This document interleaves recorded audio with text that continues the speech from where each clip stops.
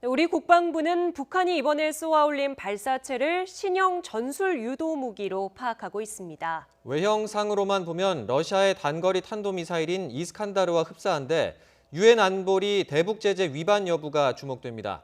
한반도 정세 신범철 아산정책연구원 안보통일센터장 그리고 김대영 한국국가전략연구원 연구위원과 함께 살펴보겠습니다. 두 분 어서 오십시오. 예, 안녕하십니까?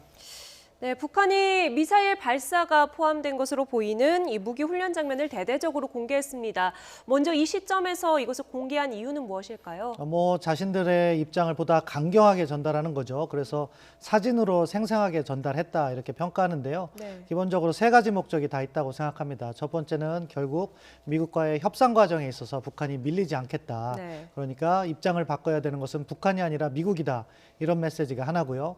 다른 하나는 군사적인 측면에서 한국군의 군사력 증강이라든가 연합군사 훈련, 네. 그리고 미군의 사드 훈련 이런 것에 대한 대응으로서 이렇게 북한이 이렇게 발사 장면을 공개했다. 네. 그리고 마지막으로는 지금 북한 내부 상황이 식량난이다 여러 가지가 문제가 제기되고 있는데 이럴 때일수록 결속을 하자는 취지에서 군사 부분을 강조한 것으로 생각하고요.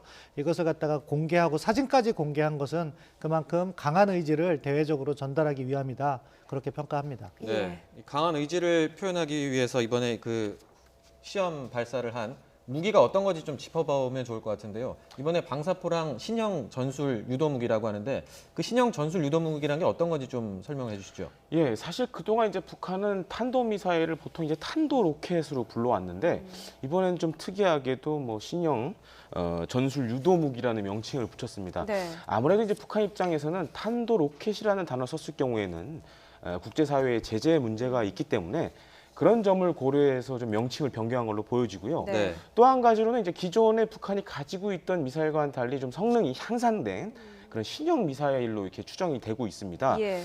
그래서 앞서도 말씀해줬지만 이제 러시아의 그런 이스칸다르 탄도 미사일과 좀 흡사한 외형을 가지고 있는데요.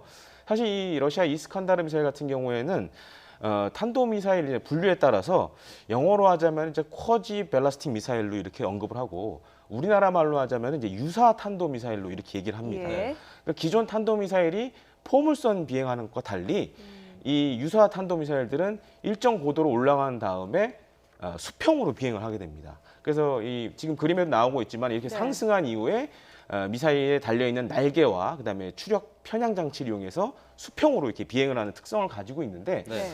그렇기 때문에 정밀도도 훨씬 높고 그다음에 이제 이런 우리나라가 가지고 있는 탄도탄 조기 경보 레이더에 잘 안 잡힌다라는 그런 특징을 좀 가지고 있습니다. 네. 실제로 그러면 우리 군사 가지고 있는 방어 체계를 좀 무력화시킬 수 있는 그 정도의 수준을 가진 위협으로 느껴야 되나요?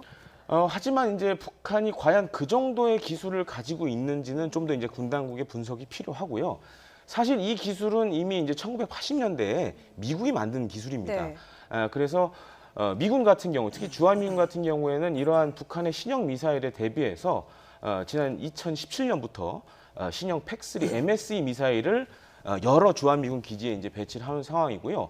또한 우리나라도 팩3 MSE 미사일을 이제 도입하게 되어 있는 상황이라서 창이 아무리 좋은 게 나온다 하더라도 또 그에 맞는 방패가 나오기 때문에 그렇게 못 막을 정도의 무기는 아니라고 이렇게 보여집니다. 네, 이번에 그 공개된 무기가 그 이스칸다르와 유사한 것으로 지금 추정이 되고 있는 거고 이제 확정적으로 이제 이스칸다르계 미사일이다 이렇게 단정할 수 있는 단계는 아닌가요? 어떻습니까? 예, 물론 이제 외형면으로는 굉장히 흡사한데요. 네. 우리 국방부에서도 얘기했지만은 좀 상당 기간 분석하는데 시간이 걸립니다.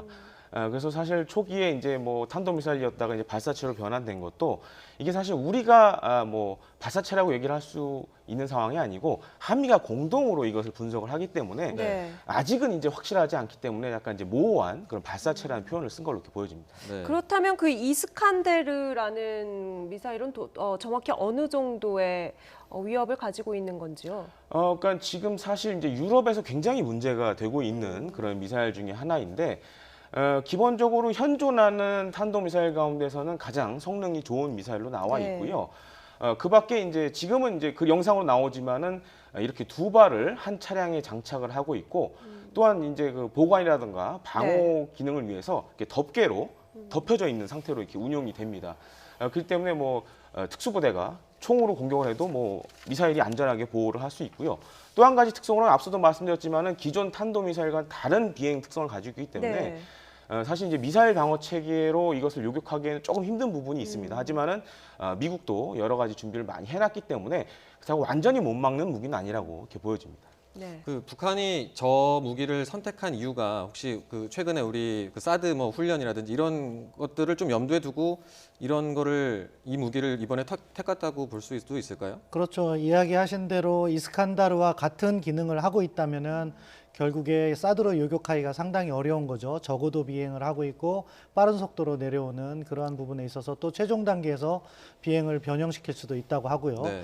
그렇기 때문에 북한으로서는 자신들의 가장 최신 무기를 공개함으로써 주한미군의 훈련 또는 또 한반도 전역에 대한 저게 뭐 러시아가 갖고 있는 건 한 500km고 해외에 판매하는 건 한 300km로 이렇게 범위를 조정한다고 하는데 그럼에도 불구하고 한국에게도 실질적인 위협이 되기 때문에 북한으로서는 이만한 미사일 능력이 있다. 그 점을 보여주고 그것을 통해서 결국 김정은 위원장이 조선중앙통신에서 나온 바를 보면은 힘을 통한 평화라는 이야기를 했습니다. 네. 북한의 힘이 있기 때문에 우리를 압박하지 마라 이런 메시지를 던지기 위함이라고 생각합니다. 네. 근데 우리 합동참모본부는요, 처음에 단거리 미사일이라고 했다가 단거리 발사체라고 했다가 이제 신형 전술 유도 무기로 보인다 이렇게 몇 차례 수정을 거쳤거든요. 예. 이것은 처음부터 파악하기 좀 힘들어서 그렇습니까? 오판을 한 겁니까? 사실 이제 이 미사일 분석이라는 것이 뭐 오늘 이렇게 사진으로 나왔지만은 그런 형상도 물론 중요하지만 어떻게 비행을 했는지 또 그 비행 과정에서 뭐 어떤 전파들이 나왔는지 네. 이런 것들을 좀 종합적으로 이제 분석을 해야 됩니다. 예. 그렇기 때문에 이제 그런 분석 과정에는 뭐 우리뿐만 아니라 이제 주한미군도 같이 참여를 하고요. 그렇기 때문에 한때 이제 어제만 하더라도 이제 발사체라는 용어가 나왔고 이제 오늘 이제 사진이 공개되면서 네. 뭐 새로운 그런 미사일로 이렇게 판정이 됐는데 그렇기 때문에 이제 시간이 걸리기 때문에 아마 군 당국 입장에서는 그런 부분을 고려해서 좀 변화를 준 게 아닌가 이렇게 생각을 해봅니다. 네. 이게 지난해 그리고 열병식 때 그 공개가 됐던 무기라는 것 같던데 그 부분이 또 어떤 의미가 있을까요? 뭐 작년 열병식을 보면 북한이 갖고 있는 핵능력을 쭉 보여주는 그러니까 자기 나름대로의 성과를 과시하는 그러한 열병식이었습니다. 네. 그런데 이제 북한도 여러 가지 고려를 했을 거예요. 거기에 열병식에 나왔던 중장거리 미사일을 이렇게 실험할 경우에는 유엔 차원의 새로운 제재가 부과될 것이고 네. 단거리 미사일 같은 경우에는 이것이 탄도미사일이라 하더라도 유엔에서 추가 제재로 이어지진 않았거든요. 그러한 관행을 고려했을 때 그럼 자신들이 갖고 있는 첨단 무기 체계 중에서 단거리로 가고 단거리 중에서도 가장 첨단 무기인 이스칸다르와 유용한 사실 보통 우리가 북한 미사일에 대해서 식별 부호를 붙이거든요. 근데 저건 아직 식별 부호가 없는 걸로 알고 있는데 그런 것을 갖다가 첨단 무기를 보여줌으로 해서 자신들이 가고자 하는 그 새로운 길이 성공할 것이다 하는 것을 보여주려고 하는 거죠. 네, 이런저런 의도를 가지고 첨단 무기를 발사했습니다. 발사한 방향을 보면 동해 쪽인데요. 여러 가지 방향을 놓고도 그쪽을 선택한 것에도 어떤 의도를 읽을 수 있을까요? 그동안 이제 사실 이제 북한이 대부분의 그런 발사체 실험을 동해안에서 해왔고요. 아마 그 주변에는 그런 발사 전 과정을 관측할 수 있는 여러 가지 이제 기자재들이 이제 갖춰져 있기 때문에 네. 아무래도 서해보다는 동해에 그런 장비들이 있는 관계로 동해안에서 했을 가능성이 굉장히 네네. 높고요. 또 한 가지로는 사실 이번 미사일 발사의 그런 군사적인 의미 가운데 하나가 이런 뭐 북한판 이스칸다르 같은 경우에는 사실 첨단 부품들이 많이 들어갑니다. 예. 근데 이게 북한이 개발할 수 없는 부품들도 상당수 있습니다. 그럼에도 불구하고 이걸 개발했다는 거 보면은 그동안 이제 국제사회의 제재에 어느 정도 이제 구멍이 있지 않았나라는 좀 생각도 들고요. 네네. 그런 과정에서 북한이 첨단 그런 미사일을 만들었다는 것은 아무래도 이제 북한 군부 내부에서도 뭔가 자긍심을 좀 불러일으킬 수 있고 대내적으로도 미국한테도 특히 아무리 제재를 해도 우리가 이런 첨단 무기를 만들 수 있다라는 그런 강한 메시지도 전달한 걸로 이렇게 보여집니다. 네. 그 센터장님 앞서도 그 과거 사례에서는 이 단거리 탄도미사일 같은 경우에는 유엔 안보리에서 뭐 특별히 추가로 제재를 하거나 이런 경우는 없었다고 말씀해 주셨는데 이번에도 그러면 또 그렇게 넘어갈 가능성이 높다고 보십니까? 어떠세요? 예, 뭐 어제 오늘 미국의 반응을 보니까 뭐 유엔 안보리로 가져가려는 의도는 없는 것 같아요. 네. 우리 정부의 입장도 사실 우리 정부가 이 문제를 제기하고 안보리에 가져가서 뭐 새로운 결의가 아니고 뭐 의장 성명이라도 하겠다면은 추진이 가능할 거라고 생각합니다. 미국도 그러한 동맹국의 입장은 이해할 테니까. 네. 어쨌든 뭐 우리 정부도 그런 뜻은 없는 것 같고 지금 한미의 입장은 가능하면 대화의 끈을 이어가자는 취지에서 약간 이러한 문제 제기를 하지 않고 대신에 북한을 뭐 다른 접근을 할 거예요. 물밑 접촉을 강화한다든가 해서 추가 도발을 막겠다 그런 접근을 할 것 같은데요. 그런 의미에서 이 뭐 미사일 도발을 포함한 뭐 전술 유도 무기 체계 실험이 유엔 차원에서 논의될 가능성은 상대적으로 적다고 평가합니다. 네. 정치적으로나 외교적으로 그렇게 우리 정부와 미국 정부가 대응을 한다고 하더라도 냉정하게 봤을 때 이것은 뭐 남북 합의라든지 북미 합의를 파기한 것으로 볼 수 있는 행동인가요? 뭐 파기까지라고는 볼 수 없지만 그 취지에 위반되는 거죠. 뭐 남북 간 합의에 미사일 실험이라는 것이 금지되어 있는 건 아니기 때문에 파기다 이렇게 이야기는 할 수는 없습니다. 다만 남북 간은 그 판문점 선언 이행을 위한 군사 분야 부속 합의에서는 상호 신뢰 구축을 하고 긴장을 완화하겠다는 그러한 취지로서 이러한 이렇게 합의를 하고 그것을 이행해 오는 과정에서 북한이 다른 이유에서 이렇게 미사일 실험을 포함한 전술 유도 체계 무기 체계를 시험한 것이 바람직하지 않은 형태고요.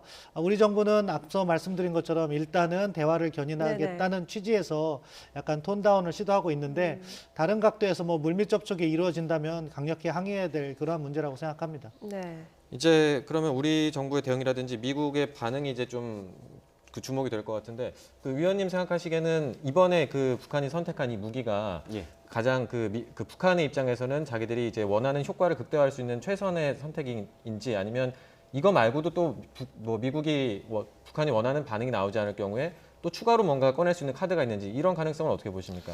사실 뭐 북한이 얼마든지 뭐 군사 훈련을 할 수 있죠. 근데 문제는 이것을 했다라는 것을 사진을 공개했다라는 것은 굉장히 큰 의미가 담겨 있습니다. 네. 사실 4.27 이후에 북한이 뭐 김정은 위원장이 현지 지도를 통해서 여러 군부대도 가고 그다음에 이런 뭐 시험 발사도 했을 때 사실 사진 공개는 안 했거든요.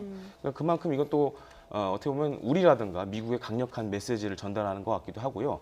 또 한 가지 문제는 사실 이제 그 오늘 나왔던 뭐 북한 주목을 받았던 북한판 이스칸다르도 사실 탄도 미사일에 속하고 그밖에 이제 300mm 유도 로켓 KN-09도 우리는 사실 이제 유도 로켓이라고 말을 하지만은 미군의 분류에 따르면은 근접 탄도 미사일로도 분류가 됩니다. 그게. 네. 그렇기 때문에 지금 오늘 두 종류의 그런 그 탄도 미사일이 사진이 공개됐기 때문에 이게 향후 좀 미국의 만약에 보수적인 입장에 계신 분들 시선에 봤을 때는 굉장히 문제가 될 수 있고요.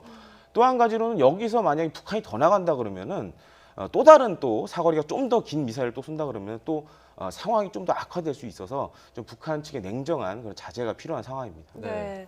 일단 우리 정부가 연휴인데도 굉장히 신속하게 움직였습니다만 앞서 센터장님 말씀하신 것처럼 굉장히 신중하게 접근을 하고 있거든요. 지금 우리 정부의 대응은 어떻게 평가하십니까? 뭐 좀 나눠서 평가를 할게요. 외교적 차원에서는 A 학점을 주고 싶습니다. 네. 그러니까 상황이 발생했을 때 강경화 장관이 폼페이오 국무장관과 또 일본 고노 외상과 통화를 하면서 네. 공동 대응을 하는 그런 접근 아주 바람직했어요. 다만 합참의 발표는 아쉬움이 큽니다. 이건 B학점도 주기 어렵다고 생각하는데 왜냐? 네. 이것을 갖다가 정말 파악이 안 됐다면 신중하게 발사체라든가 뭐 전술 유도무기 이런 발표를 먼저 한 다음에 상황을 좁혀가는 접근을 했어야 되는데 처음에 미사일로 발표했던 거죠. 저는 거기에 좀 의문을 제기하는데요. 네. 우리 합참이 미사일과 다른 장사정포를 구분하지 못하지는 않는다고 생각해요. 왜냐하면은 발사 궤적이나 이런 것을 우리가 파악하고 있을 것이기 때문에 예. 그럼 그것을 조정했다는 것은 약간 정치적 차원에서 군사적 문제에 개입된 것이 아니냐 이런 것은 해선 안 된다 국가안보 차원에서 네. 뭐 그런 부분을 좀 확인할 필요가 있고요. 종합적인 정부 차원의 대응은 결국 대화를 이어가야 되는 부분은 저는 필요하다고 생각합니다. 이 대화의 판이 깨지면 북한은 다음 단계의 도발을 할 겁니다. 그렇기 때문에 현 단계에서는 북한을 달래는 이러한 메시지를 내야 되지만 앞서 말씀드린 것처럼 북한에 대해서 물밑 접촉을 한다거나 이러한 만남을 갖게 되는 경우에는 이러한 행위가 앞서 말씀드린 것처럼 판문점 군사분야 합의라든가 남북 정상회담 합의서라든가 이런 취지에 어긋나고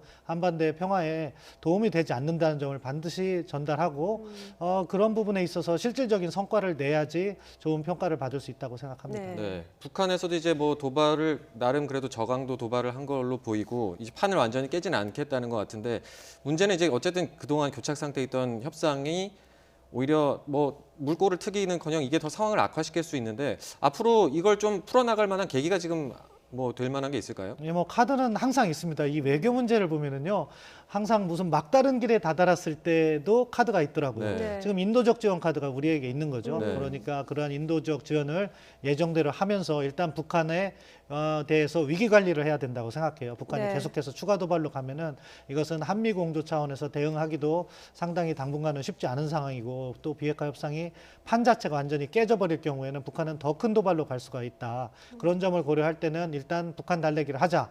다만 우리 내부적으로 대응책을 구비함에 있어서는 네. 북한의 의도를 조금 더 냉정하게 파악을 해야 된다고 생각합니다. 북한이 이렇게 마이웨이, 자기의 방식으로 가는 것은 결국 우리 정부의 대북 접근을 수용하지 않겠다는 것일 수도 있거든요. 그럼 그것에 따라서 우리의 플랜 B는 무엇이 될 것인가? 그리고 다른 한편으로는 우리는 이러한 북한의 신형 위협에 대해서 어떠한 억제력을 갖출 것인가? 그러니까 대화를 하더라도 군사적인 측면에서는 자기가 억제력을 갖춘 상태에서 대화를 하는 것이 보다 좋은 결과를 내놓을 수 있다고 믿거든요. 그러니까 그런 차원의 다차원적인 접근을 동시에 해줘야 된다고 생각합니다. 네. 네. 북한 달래기라는 이런 대응도 결국에는 미국 정부와 우리 정부가 꾸준히 이제 소통을 하면서 이루어질 텐데, 트럼프 대통령은 김정은 위원장이 자신과의 약속을 깨고 싶어 하지 않을 것이다, 이런 식으로 이번에 말을 했거든요. 그동안 트럼프 대통령의 톤으로 봤을 때 앞으로의 미국의 대응은 좀 어떻게 예상할 수 있을까요? 예, 그리고 이제 좀 주목해야 될 것이, 아직까지 이제 미군 차원에서도 미사일이라고 언급은 하진 네. 않았거든요. 그걸 봤을 때는 아마 미국 정부도 현재 이런 북미 관계의 판을 완전히 깨고 싶어 하진 않는 것 같습니다. 하지만 이제 북한의 이런 돌발 행동이 뭐 이번으로 끝나면 다행이지만 또 이어진다 그러면은 사실 더 이상 판을 유지하기 어려운 상황도 발생할 수 있습니다. 그렇기 때문에 사실 우리 정부가 특히 이제 문재인 대통령이 이런 중재자의 역할을 앞으로도 계속 해나갈 필요가 있고요. 또한 앞서 이제 심업철 센터장님 얘기해 주셨지만은 상황 관리가 그 어느 때보다 상당히 중요하다고 할 수 있겠습니다. 그 센터장님, 아까 그 인도적 지원이 하나의 돌파구가 될 수 있다라고 해주셨는데, 이게 지금 북한이 미사일 시험을 하는 바람에 오히려 그 명분을 차단하는 또 측면도 있지 않을까요? 이게 지원을 해줬는데 이게 또 개발로 쓰일 수도 있지 않느냐, 이런 반론이 나올 수도 있을 것 같은데. 뭐 여론 자체는 안 좋을 거라고 생각해요. 네. 그렇지만 또 인조적인 문제는 북한이 지금 당장 식량난이 시급하다는 그러한 보도가 있고 어느 정도 사실인 것 같거든요. 네. 그렇다면은 우리가 같은 민족적 차원에서 인도적 지원을 함으로써 그러한 인도적 재난이 발생하지 않도록 막는 것도 필요한 거죠. 그러한 여론 과정에서 또 우리가 북한의 변화를 견인할 수 있다면은 여론도 무마될 수 있다. 동시에 여론을 무마시키는 또 하나의 방법은요, 모니터링을 좀 해야 돼요. 사실 과거에 인도적 지원에 문제가 제기된 것은 북한 당국이 그러한 물품을 받고 북한 주민들에게 제대로 배분하지 않았던 그러한 과거 전례가 있습니다. 네. 그런 것들을 또 풀어가면서 인도적 지원을 하고, 그럼 북한은 지금 당장 어려운 식량난 문제가 해결되는 과정에서 추가적인 도발을 하지 않을 가능성이 상대적으로 또 높아지는 거죠. 그런 과정에서 또 물밑 접촉을 통해서 북한의 비핵화 협상과 우리의 그 뭐 굿이너프 딜이라고 할까요? 그런 부분에 접점을 찾는 노력을 해야 되고, 동시에 미국도 이러한 북한을 도발로 가지 않기 위해서는 어떠한 협상의 접점을 찾아야 될 것인가.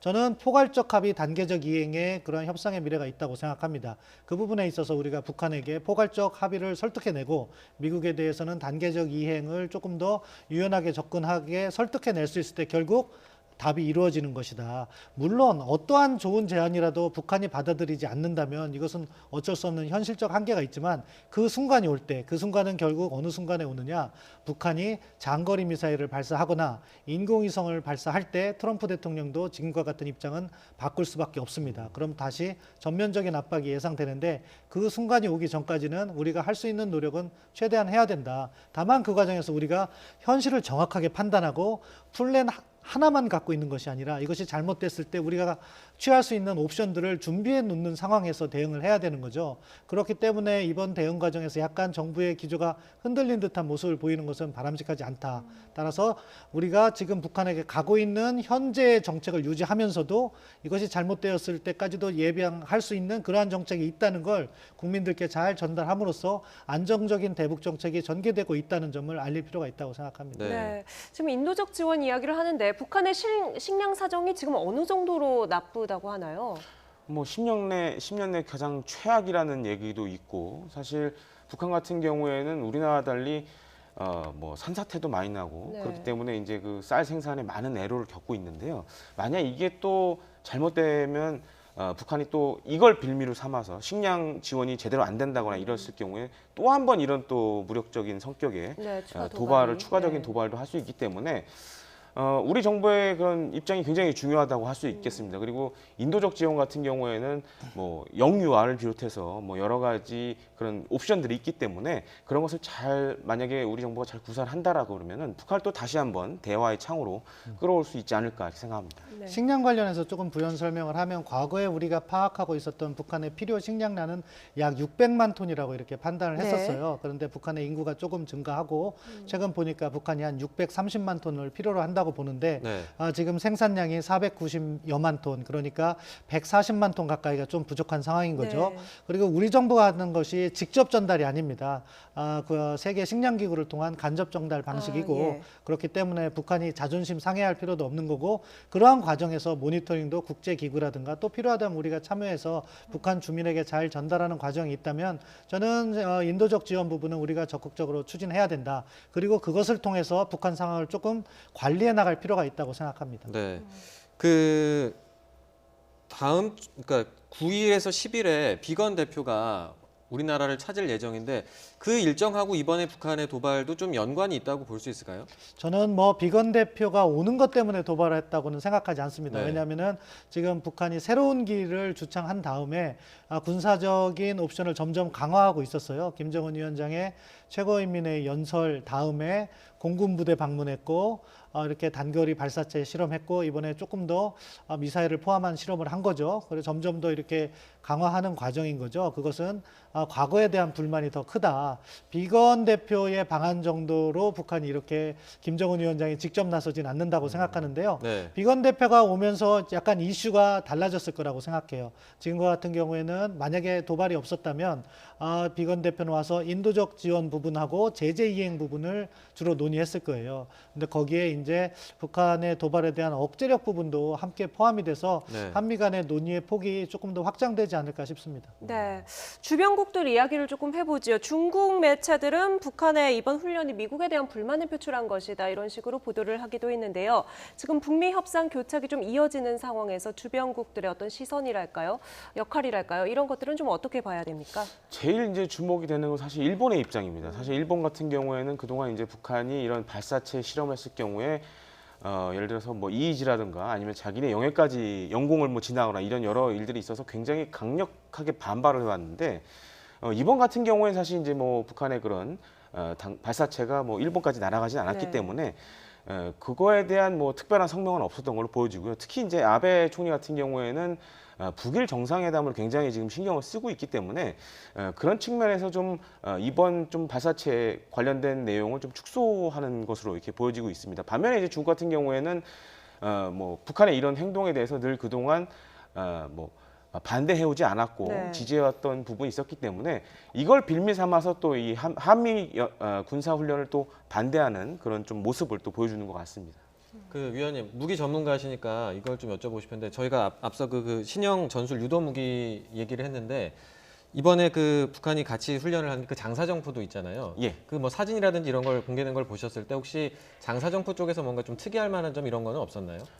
장사정포 같은 경우에는 사실 그 우리 수도권을 노리고 있는 그런 장사정포 240mm 장사정포가 나왔고요. 또 한 가지로는 이제 KN-09라고 300mm 유도 로켓이 나온 게 또 하나의 특징이라고 할 수 있겠습니다. 사실 이제 KN-09는 뭐 이전에도 김정은 위원장이 현지 지도를 한 바가 있고 또 수차례 시험 발사를 한 적이 있는데 주목할 만한 것은 또 KN-09를 이용해서 뭐 특정한 그런 목표물을 타격하는 모습을 보여줬기 때문에 아무래도 이건 좀 우리에 대한 좀 직접적인 메시지가 아닌가라는 그런 생각을 갖게 합니다. 네. 이번에 북한의 이번 발사를 놓고 정치권에서도 공방이 많이 벌어지고 있다고 합니다. 앞으로 이 문제 조금 우리가 발전적인 방향으로 풀어가기 위해서는 정치권에서는 어떤 논의를 조금 하는 게 좋겠는지, 우리 정부에서는 어떤 정보들을 좀 국민에게 제공하는 게 좋겠습니까? 뭐 기본적으로 우리 정부가 이것을 판단한 과정을 좀 공개를 했으면 좋겠어요. 그 과정에서 뭐 약간의 오해가 있는 것 같습니다. 예. 사실 그 부분을 풀어야 될 것 같고요. 그리고 앞으로 대응 방향을 강구함에 있어서 대화 기조를 유지한다는 데는 아마 야당도 지지를 할 거예요. 다만 어떻게 올바른 방향의 대화를 갈 것인가, 그 부분을 여야가 함께 논의하는 그런 과정이 필요하다. 그렇게 생각하고요. 이것을 뭐 정쟁의 대상이라고 이렇게 가져가기보다는 결국 북한과 대화를 함에 있어서 앞서 말씀드린 것처럼 우리가 억제력을 가지고 있어야지 북한을 네. 변화시킬 수 있다.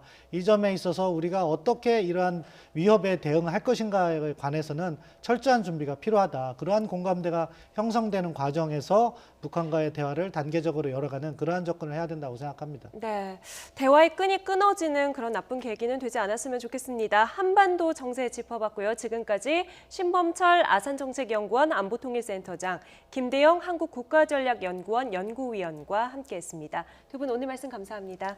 고맙습니다.